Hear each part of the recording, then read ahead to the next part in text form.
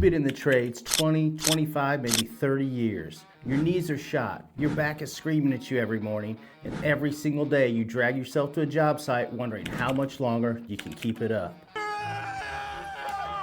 But here's what nobody in your union hall or HR department is telling you. You might not have to wait until 65 to walk away.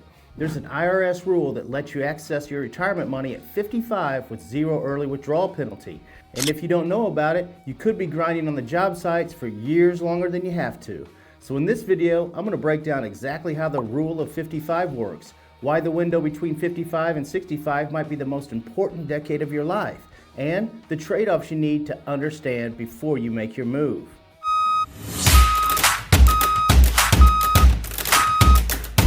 Most tradespeople think the retirement money is completely locked up until 59 and a half. That's what we've all been told. Touch it before then, you get hit with a 10% penalty on top of taxes. And for a lot of guys in the trades, the fear alone keeps them climbing ladders and pulling wire years longer than their body wants to. But what if that's not the whole story? Think about this for a second. You've got maybe $500,000, $800,000, even $1 million sitting in your 401k.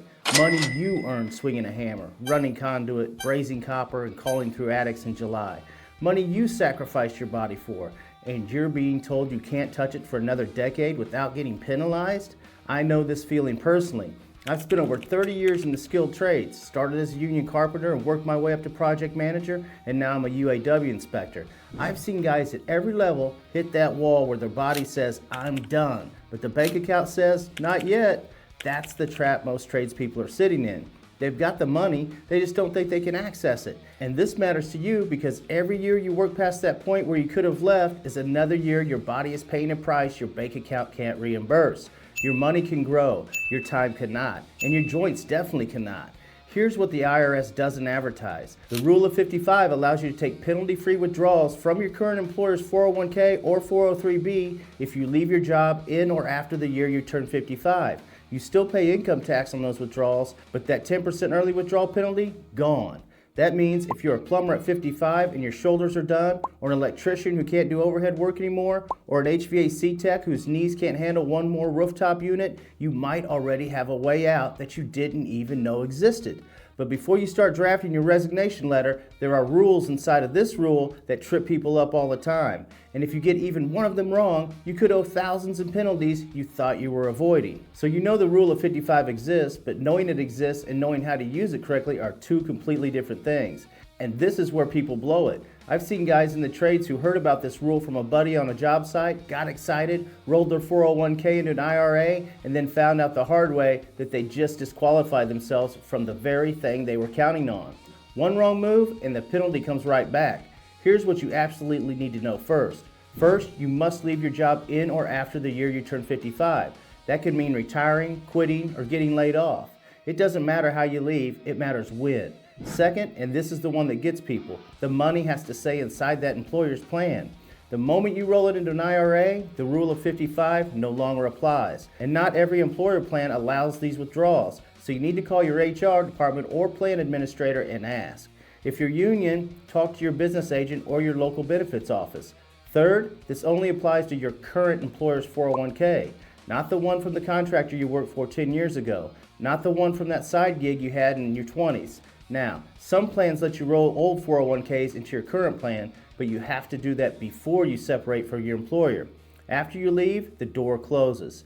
And the reason this matters so much is because one phone call to your HR or your union benefits office could be the difference between retiring at 55 and being stuck on the job site until 59 and a half.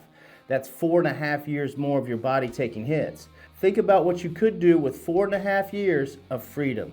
So the playbook is simple. Before you do anything, call your plan administrator. Ask if your plan allows rule of 55 withdrawals. If you have old 401ks scattered around from different contractors or employers, ask about rolling them in. And whatever you do, do not roll anything into an IRA until you fully understand what you're giving up. Now, the money side is only half the question, because there's a second reason why 55 is such a powerful number for people in physical demanding careers. And it has nothing to do with the IRS, it has to do with your body. We spend our whole careers thinking about retirement as a money problem. How much do I need? What's my number? We spend our whole careers thinking about retirement as a money problem. How much do I need? What's my number? But almost nobody in the trade talks about the other side of the equation. And for people who make a living with their body, it might be the more important one. The decade between 55 and 65 is the most active phase of your retirement. That's not my opinion, that's what the data shows. Financial planners call these the go-go years. You're at your strongest, your healthiest, and you're most capable than you'll likely ever be again. But here's the thing nobody says out loud. If you spent 30 years as a carpenter framing houses, or a plumber working in crawl spaces, or an HVAC tech hauling equipment on rooftops, your body at 55 is not the same as a desk worker's body at 55. You've already put in decades of physical punishment. Your go-go years might have a shorter runway than you think. And there's a well-documented pattern called the retirement spending smile. People spend the most of the beginning of the retirement on travel, hobbies, and experiences. Then spending drops in the middle years. And then it climbs again at the end. With the late stage spending, that's not vacations and passion projects, that's healthcare costs. And for tradespeople with worn out joints and old injuries, those costs can hit even harder. So think about what that means for you. The trips you want to take, the time you want to spend with your grandkids or aging parents, maybe that woodworking shop you've always wanted to build in your garage. That window is shrinking every single year you keep climbing scaffolding. The guy who retires at 55 and the guy who retires at 65 might have the same bank account, but they do not have the same body, especially in the trades. Retirement is not a straight line. Your energy changes, your body changes, and the activities you enjoyed at 58 might not be possible at 75 years old. You can always make more money, you cannot make more time, and you definitely cannot make more cartilage. But I'm not going to sit here and pretend there's no downside to walking away early, because there is a real cost. And if you don't plan for it, the whole thing can backfire.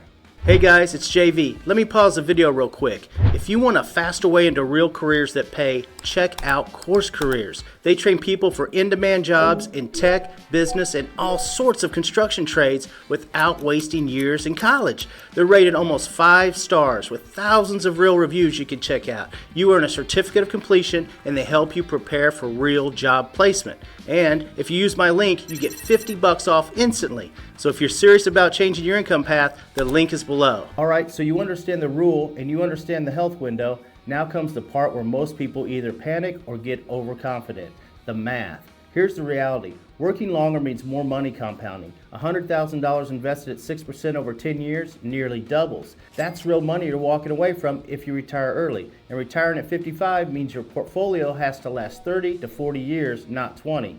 Then there's healthcare. The second you leave your job, you lose your employer coverage. If you're union, you lose those benefits too, and you won't be eligible for Medicare until 65. That's a full decade of funding your own health insurance. And if you've spent 30 years swinging hammers and crawling under houses or working in extreme temperatures, healthcare isn't an option. It's expensive and it's non-negotiable. And here's one most people completely miss: taxes. If you're pulling from your 401k to live on, every dollar counts as ordinary income.